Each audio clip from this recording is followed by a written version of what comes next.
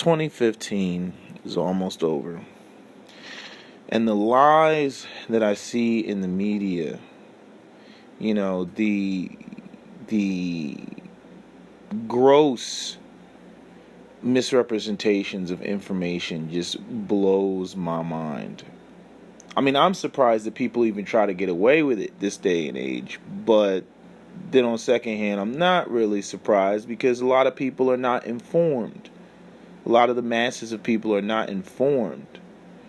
Now, I used to think that it was just, the conservatives that were misinformed. I draw a line between fiscal conservatives and social conservatives. Social conservatives, the latter, being the more ignorant. I'm a man of logic and reason. If somebody starts coming at me with a whole bunch of religious responses when we're dealing with a problem or trying to come up with a solution, I already know what I'm dealing with.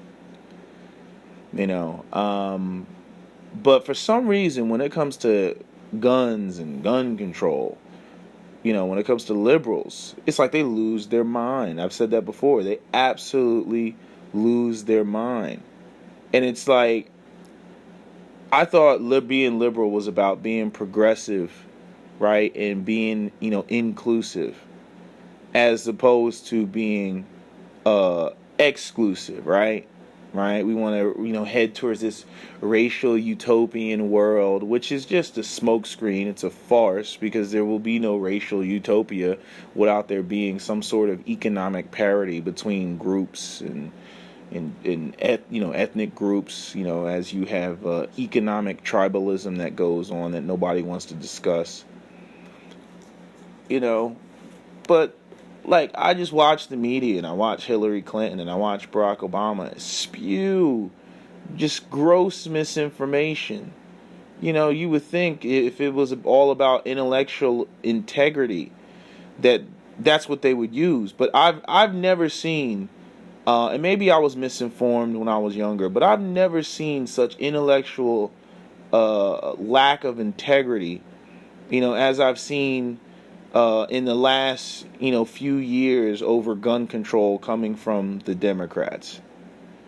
What are the stupid things that we've heard? First off, you have people making laws that don't know anything about guns. Barrel shrouds or things that go up over your shoulder. No, it's the thing that covers the barrel so that you don't burn your hand.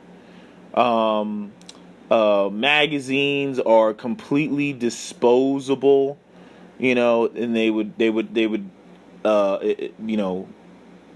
disappear out of circulation, because once you use them one time, you throw them away and they can't be used again. These are the type of people who want to make the laws. And another thing is a lot of your anti-gun legislators, are women, and they always come up there with that bleeding heart nonsense.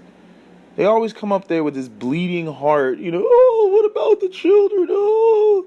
And it'll be the same women, and I've said it before, same women that'll turn around and want to scream about violence against women.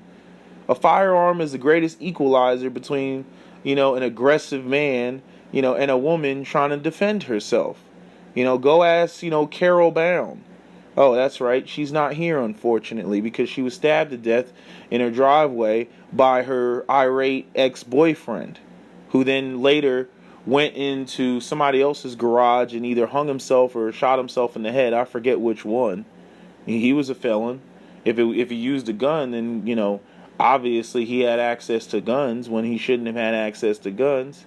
Which leads me to, the crux of some of this, this gun control stuff I'm hearing now about banning people on the no-fly list. They can get on a plane, but they can buy a gun, right? And I'm going to tell you what's really irritating me, the intellectual dishonesty when it comes to this. There is a difference between the no-fly list and the terrorist watch list. They are not interchangeable terms. It is not the same thing. The no-fly list is you can't get on a plane. It's just that simple. The terrorist watch list is basically a list where you have not been accused of doing anything. You haven't been accused of doing anything. It's just that the government has deemed you an enemy of the state, whether you know it or not.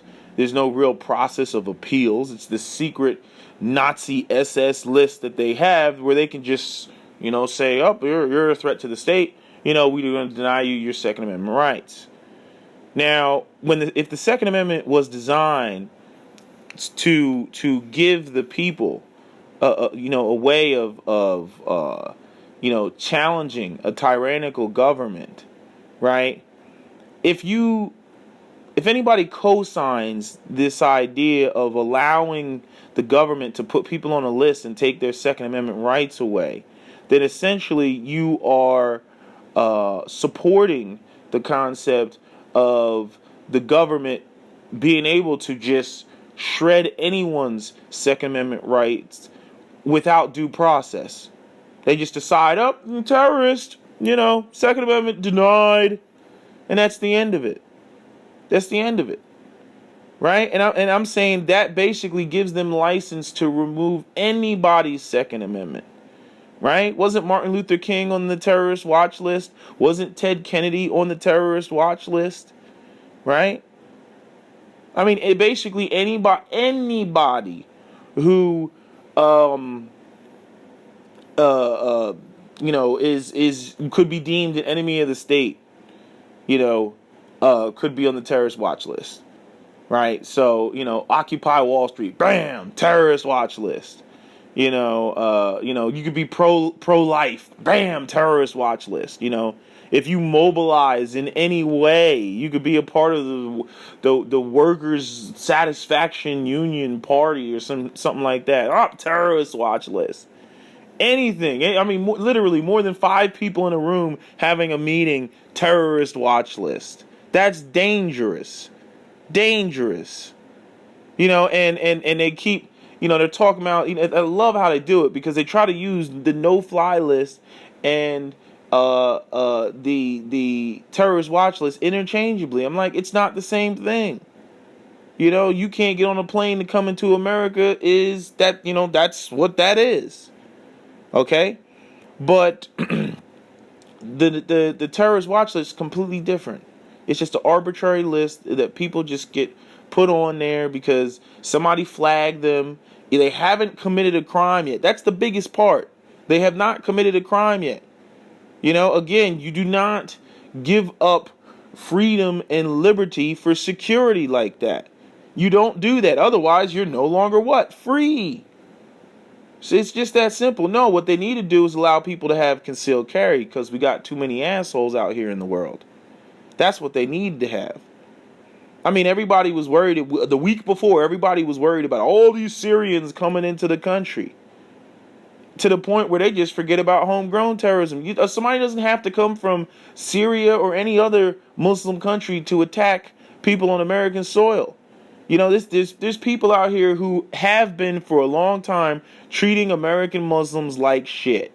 Treating them like second-class citizens, just like in France. And I don't know why people do that, because when you do that, then that opens up the door for the radicalism. Because while you're sitting there leaving them with bad memories and foul taste in their mouth of being mistreated by a non-Muslim, then when they go home and they go online and they get in the forums and whatnot, and then that crazy imam or whoever's trying to do the radicalization over the internet, now all of a sudden their points are valid. Now all of a sudden, see, I told you they don't care about you. I told you the infidels were this way and that way. I told you. And the next thing you know, they go to the store and buy a bunch of guns and then running around screaming Allahu Akbar, trying to shoot the place up. So, this whole just we're going to blanketly discriminate against everybody. I'm like, nah, you can't do that either. You shouldn't do that either. I mean, there's gonna be people you cannot legislate away evil. You cannot legislate without limiting freedom to the nth degree. You cannot create these walls that people think are going to keep them safe, right? I mean, that couple, that did the thing in San Bernardino, that shot up all those people in San Bernardino. I mean, what more unlikely couple to commit the act than that couple? It's not like it's somebody who's been, out here, just everybody's looking for people who come into the country and all this other stuff. These are people they had a child. They dropped the child off at the mother's house. They had clean backgrounds. A background check wouldn't have stopped that. They weren't on the whatever, the terrorist watch list or the no fly list. I mean, the woman was allowed in the country. She got married years ago. If now, if somebody wants to question anything, they should be questioning the process by which she came into the country. Who vetted her, who let her in, right? But this the whole radicalization, and you don't know. Maybe she was good up until she was sitting at home all day because she was a stay-at-home mom, and then got radicalized over the internet. Despite the fact that she came outside the country, she might have not come with it. She might have came and then been good and then got radicalized over the internet. Just like, she either that or her husband got radicalized over the internet and then convinced her. And then everybody's blaming the fact that she was born outside the country. I'm like, you don't know. You really don't know. I'm trying to think if there's anything else I want to add to this. And the last thing, when it comes to all this quote-unquote gun violence, the liberals, the Democrats need to stop trying to conflate terrorist attacks, which are the happen the least. Okay, this is the first time we've been attacked on U.S. soil, right? Other than 9/11. And again, it was homegrown. It was in-house. Trying to conflate that with deranged white boys shooting up schools, and then trying to conflate that as well with, what's going on, in the inner city, in the African American community as it pertains to the narcotics trade and, the lack of jobs and opportunities and poverty that's generational that they also don't want to address. You see, I mean, these things aren't even remotely. The common denominator is the guns, but they're not. The core of the issues aren't remotely have anything in common. Deranged white boys, drug dealers fighting over turf and because of the narcotics trade, and terrorism. Not even in the same room, right? I mean, all three of those problems have to be attacked separately and differently. And instead, we just get this, just got rid of guns, right? Violating the rights of, all the, other millions of gun owners in this country whose guns have done absolutely nothing but sit in the closet or, come out and shoot paper targets.